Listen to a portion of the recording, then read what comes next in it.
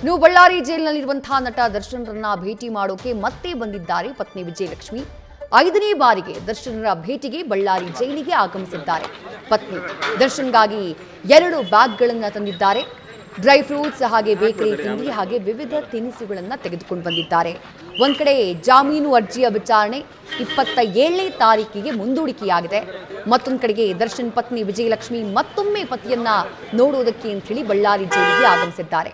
ದರ್ಶನ್ರನ್ನ ಪರಪ್ಪನ ಅಗ್ರಹಾರದಿಂದ ಬಳ್ಳಾರಿ ಜೈಲಿಗೆ ಶಿಫ್ಟ್ ಮಾಡಿದಂತಹ ನಂತರದಲ್ಲಿ 5ನೇ ಬಾರಿ ಪತ್ನಿ ವಿಜಯಲಕ್ಷ್ಮಿ ಬಳ್ಳಾರಿ ಜೈಲಿಗೆ ಭೇಟಿಯನ್ನ ಕೊಡ್ತಾ ಇರೋದು.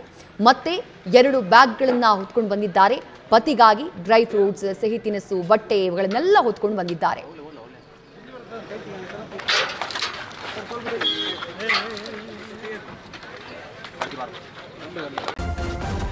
ನ್ಯೂಸ್ ಫಸ್ಟ್ ನಿರ್ಭೀತಿಯಿಂದ ನಿಮ್ಮ ಪರವಾಗಿ.